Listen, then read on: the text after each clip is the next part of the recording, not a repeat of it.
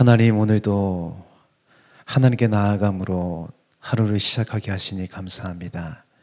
귀한 하나님 말씀을 깨닫게 하시고 말씀 붙잡고 살아가는 우리의 인생 되게 하여 주시옵소서.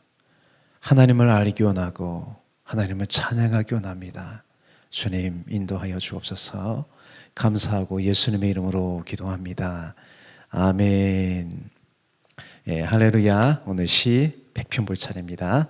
함께 읽겠습니다. 온 땅에 여호와께 즐거운 찬송을 부를지어다. 기쁨으로 여호와를 섬기며 노래하면서 그의 앞에 나아갈지어다. 여호와가 우리 하나님이신 줄 너희는 알지어다. 그는 우리를 지으시니요 우리는 그의 꽃이니 그의 백성이요 그의 기르시는 양이로다. 감사함으로 그 문에 들어가며 찬송함으로 그의 궁정에 들어가서 그에게 감사하며 그의 이름을 송축할지어다. 여호와는 선하시니 그의 인자하심이 영원하고 그의 성실하심이 대대에 이르리로다. 아멘. 시 100편은요 감사의 시라는 표제가 붙어 있어요.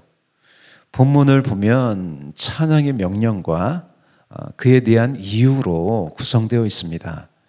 먼저 찬양의 명령이 7가지인데 다 찬양의 속성을 드러냅니다. 이 찬양의 속성으로 나의 신앙을 점검할 수 있습니다. 첫 번째로요, 찬양의 속성은 큰 소리로 외치라는 거예요. 환호하는 거죠. 우리가 작은 소리로 찬양할 수 있지만 큰 소리로 환호하라는 거예요. 이것이 처음 명령이에요. 이것이 입술로 찬양의 문을 여는 거예요. 여러분, 답답한 마음이 있더라도요, 큰 소리로 하나님의 이름을 부르세요. 1절입니다. 온 땅의 여호와께 즐거운 찬송을 부를지어다. 145편도 이렇게 시작합니다. 하나님을 향한 입술의 찬양으로 시작합니다. 왕이신 나의 하나님, 내가 주를 높이고 영원히 주의 이름을 송축하리이다. 두 번째로요, 섬기라는 거예요. 섬기라. 히브리어로는요 아바드이고요, 영어로는 워십이에요. 성경에서 이 단어가 대표적으로 쓰인 것은 창세기 2장 15절입니다. 여호와 하나님이 그 사람을 이끌어 에덴 동산에 두어 그것을 경작하며 아바드하게 하시며 지키게 하시고, 또 이 아바드는요 하나님께 봉사하는 거예요. 그래서 제사장이나 성전을 섬기는 사람들이 성전에서 봉사하는 것을 뜻하는 말이죠. 우리는 왜 하나님을 섬겨야 합니까? 3절에서 우리는 그의 것이라고 말하죠. 이렇게 언급하듯 우리의 주인이요 하나님이시기 때문입니다. 이 변할 수 없는 것을 부정하고 자신이 삶의 주인이 되어 사는 것이 타락이죠. 주님을 섬기며 주님 안에서 사는 삶에 참된 기쁨이 있어요. 그래서 2절에서요 기쁨으로 여호와를 섬기라고 하는 거예요. 특별히 이 섬김, 봉사는요 몸으로 하는 거예요. 하나님을 섬기는 봉사는 다 몸으로 하는 거예요. 그래서 오늘날 교회에 나올 수 있는데도 불구하고 인터넷으로 예배 보는 것은요 예배라고 할 수 없습니다. 우리의 시간을 드리고 몸으로 하나님을 섬기는 것이 찬양입니다. 예수님은요 자신의 몸으로 하나님께 향기로운 제사를 드렸어요. 우리의 몸은 주님의 것입니다. 우리는 주님의 소유, 주님의 종입니다. 고린도전서 6장 20절입니다. 값으로 산 것이 되었으니 그런즉 너희 몸으로 하나님께 영광을 돌리라. 이렇게 나의 몸을 주님께 드리는 삶은요 내 뜻이 아니라 하나님의 뜻대로 사는 거예요. 이것이 찬양의 삶이에요. 이것이 주님께서요 나의 삶을 판단하는 기준이에요. 마태복음 7장 22절 볼까요? 나더러 주여 주여 하는 자마다 다 천국에 들어갈 것이 아니요 다만 하늘에 계신 내 아버지의 뜻대로 행하는 자라야 들어가리라. 하나님을 섬기지 않고 자신의 마음대로 뜻대로 살면서 주여 주여 하는 것은 가짜라는 거예요. 이 섬김에는요 수고가 필요합니다. 이 섬김이 자신을 부인하는 십자가입니다. 그런데 이 섬김에는요 참된 안식과 기쁨이 있습니다. 이것이 찬양의 본질이에요. 하나님을 향한 섬김이 없는 찬양은요, 찬양이 아니고 하나님 섬김이 없는 예배는 예배가 아닙니다. 세 번째로요, 나아갈지어다. 2절에서 노래하면서 그 앞에 나아가라고 합니다. 하나님께 나아간다는 것은요, 하나님을 향한 갈망이 있다는 거예요. 마음이 가난하다는 거예요. 하나님께서도요, 생명의 물로 나으라고 하세요. 이것은 일종의 회개이고 방향 전환이에요. 하나님을 거역하는 그 죄의 자리에서 있으면서 하나님을 찬양할 수 없습니다. 그래서 하나님 앞에 나아가는 것이 예배이고 찬양입니다. 주님 앞에 나아가야 우리의 죄의 문제를 해결할 수 있습니다. 복음서에서요, 예수님께 나아갔던 사람이 예수님을 만났고 또 문제가 해결됐고 치료를 경험했습니다. 그러므로 내가 부족할지라도 하나님께 나아가는 것이 믿음이고 찬양입니다. 주님을 만나고자 하는 갈망이 있는 사람은 하나님을 만납니다. 삭개오가 예수님을 보고자 하는 열망이 있었기에 나무에 오르게 되고요, 결국 예수님을 만나게 되었습니다. 날마다 우리를 만나드시는 예수님께 노래하면서 나아가십시오. 네 번째, 알지어다. 3절에서 여호와가 우리 하나님이신 줄 너희는 알지어다 라고 명령합니다. 여러분, 우리가 무엇을 알아야 합니까? 여호와가 우리 하나님이신 줄 알아야 합니다. 여기서 알다라는 것은 히브리어 야다인데요, 단지 지식적으로 아는 것이 아니라 경험적으로 아는 거죠. 세상에 여러 가지 지식이 있지만 하나님을 아는 지식보다 소중하지 않습니다. 우리가 어떤 것에 관심이 있다는 것은요, 관심의 대상을 좋아하고 사랑하는 거예요. 하나님이 나의 관심 받기라면 하나님을 사랑하지 않는다는 거고요, 하나님을 모르게 됩니다. 하나님이 관심 받게 된 이스라엘을 향해 하나님은요, 호세아 선지자를 통하여 이렇게 말씀하세요. 호세아 4장 1절 6절입니다. 이스라엘 자손들아 여호와의 말씀을 들으라. 들으라고 하세요.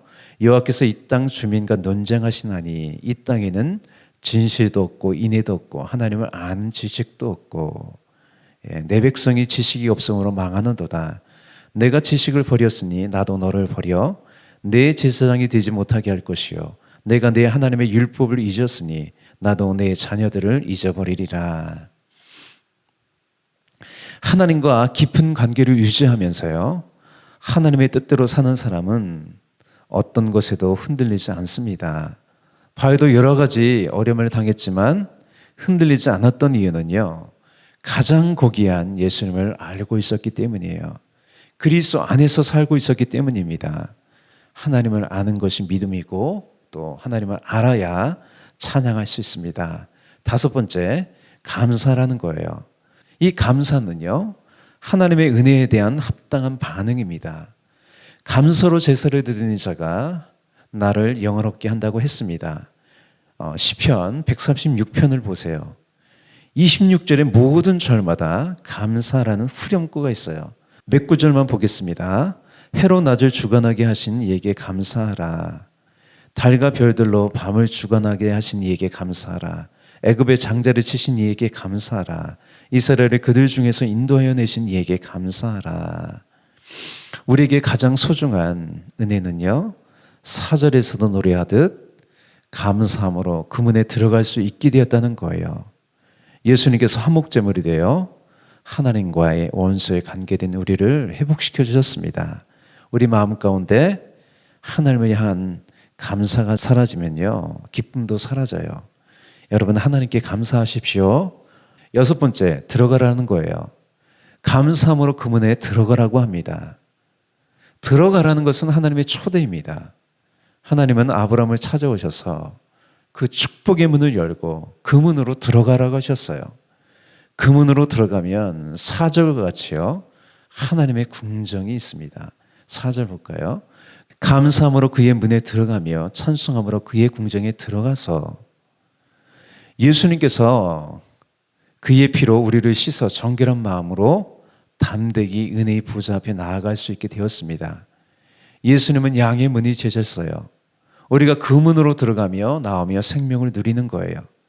예수님께서 문을 열어놓으셨기에 우리는 찬송함으로 그 문에, 그 궁정에 들어갑니다.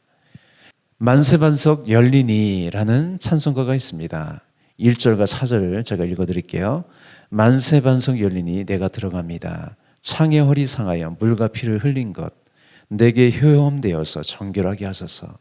살아생전 숨쉬고 죽어 세상 떠나서 거룩하신 주 앞에 끝날 심판당할 때 만세반석 열리니 내가 들어갑니다.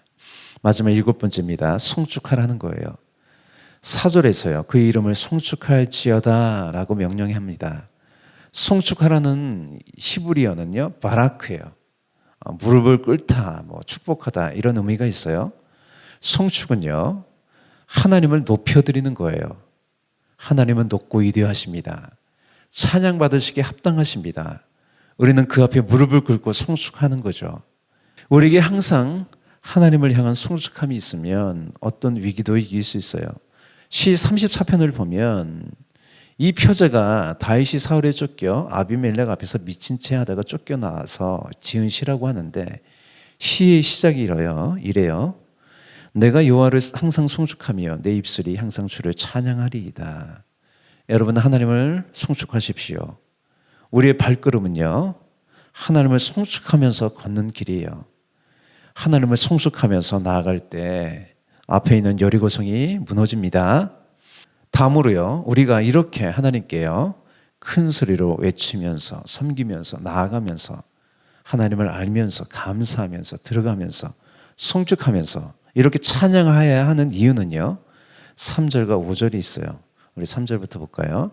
그는 우리를 지으신 이요 우리는 그의 것이니 그의 백성이요 그의 기르시는 양이로다. 이것이 우리가 찬양해야 하는 이유입니다. 하나님은 우리의 선한 목자가 되십니다. 5절에서도요. 우리의 선한 목자가 되셔서 그의 인자와 성실로 우리를 이끄시는 하나님을 찬양합니다. 5절입니다. 여호와는 선하시니 그의 인자하심이 영원하고 그의 성실하심이 대대에 이르리로다. 다윗도 시 23편에서 마지막에 이렇게 고백하잖아요. 내 평생의 선하심과 인자하심이 반드시 나를 따르리니 내가 여호와의 집에 영원히 살리로다. 여러분 하나님은 좋으신 분입니다. 선하신 분이세요. 하나님 우리의 삶을요 생명의 길로 이끌어 주십니다. 우리를 보호하시고 지키십니다. 여러분 어렵고 힘들어도요 선하신 하나님을 찬양하며 하루하루 사시기를 축복합니다. 마지막 이 100편의 노래로 하나님께 감사하며 찬양하며 또 마치겠습니다. 우리 함께 읽게요. 온 땅에 여호와께 즐거운 찬송을 부를지어다. 기쁨으로 여호와를 섬기며 노래하면서 그의 앞에 나갈지어다. 여호와가 우리 하나님이신 줄 너희는 알지어다. 그는 우리를 지으시니요 우리는 그의 것이니 그의 백성이요 그의 기르시는 양이로다. 감사함으로 그의 문에 들어가며 찬송함으로 그의 궁정에 들어가서 그에게 감사하며 그 이름을 송축할지어다. 여호와는 선하시니 그 인자하심이 영원하고 그의 성실하심이 대대에 이르리로다. 아멘. 하나님 찬양합니다. 감사합니다. 오늘도 이렇게 하나님을 찬양하는 인생, 하나님의 보호하심과 또 인자하심 가운데 살게 하시니 감사합니다. 주님을 섬기면서 주님의 뜻대로 하루하루를 살아가기 원합니다.